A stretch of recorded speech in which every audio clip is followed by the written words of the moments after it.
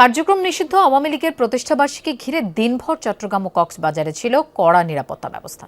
সম্ভাব্য নাশকতা ও বিশৃঙ্খলা ঠেকাতে সতর্ক অবস্থান নেয় আইনশৃঙ্খলা রক্ষাকারী বাহিনী। মোড়ে মোড়ে চলে তল্লাশি ও জিজ্ঞাসাবাদ। অন্যদিকে রাজপথে অবস্থান নিয়ে সভা সমাবেশ করে বিএনপি ও অঙ্গ সংগঠনের নেতাকর্মীরা। রেইনবো অ্যাক্রোপ্লাস্টে অ্যাক্রিলিক এমালশন থাকায় মুছে ফেলা যায় যে কোনো দাগ সহজেই। Rainbow Paints.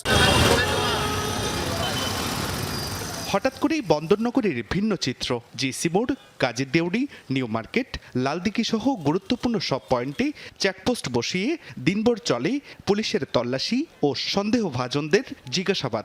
শহরে যে আউটগোয়িং ইনকামিং আছে, আউটগোয়িং ইনকামিংয়ের মধ্যে আমরা অধিকতর তৎপর আছি।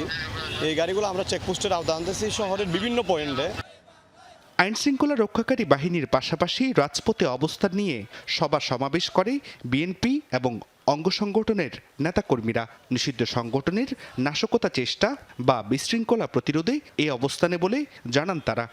যেহেতু তাদেরকে নিষিদ্ধ করা হয়েছে, কাজে এখানে যখন তারা কিছু একটা করতে যাবে, আলটিমেটলি সেখানে একটা কনফ্রন্টেশন এবং এগুলির কারণে শহরের শান্তি শৃঙ্খলা বিঘ্নিত হবে এবং সেখানে শহরটা অনিরাপদ হয়ে যাবে এবং এই জায়গায় আমরা মনে করি এটা কখনো হওয়া উচিত নয়। তৎপরতা চালাতে পারে, সন্ত্রাসী কর্মকাণ্ড চালাতে পারে, জনজীবনকে অতিষ্ঠ করার জন্য কিছু অপকর্ম করতে পারে।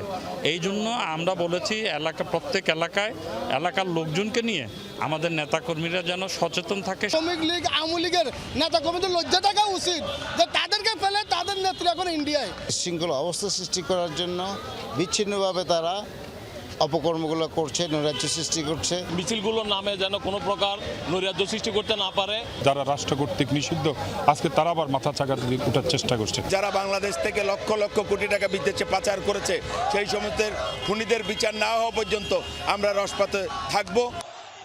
গত কয়েক মাসে চট্টগ্রাম মহানগরী ও জেলার বিভিন্ন উপজেলায় কয়েক মিনিটের ঝটিকা মিছিল করেছে কার্যক্রম নিষিদ্ধ থাকা আওয়ামী লীগ, যুবলীগ, ছাত্রলীগের নেতাকর্মীরা।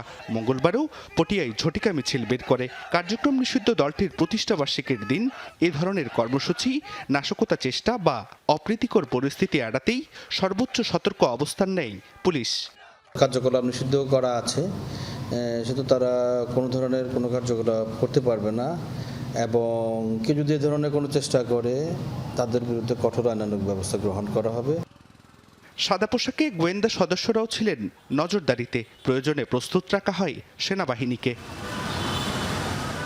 কক্সবাজারে বিজিবি মোতায়েনের পাশাপাশি দিনভর র্যাব পুলিশের টহল জোরদার করা হয়। অন্যদিকে কক্সবাজার শহরের বিভিন্ন মোড়ে অবস্থান নিয়ে মিছিল সমাবেশ করেন বিএনপি, যুবদল, ছাত্রদল সহ অঙ্গ সহযোগী সংগঠনের নেতাকর্মীরা।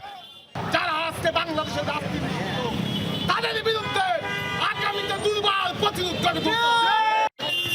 জুবাইর রিফাত, যমুনা নিউজ।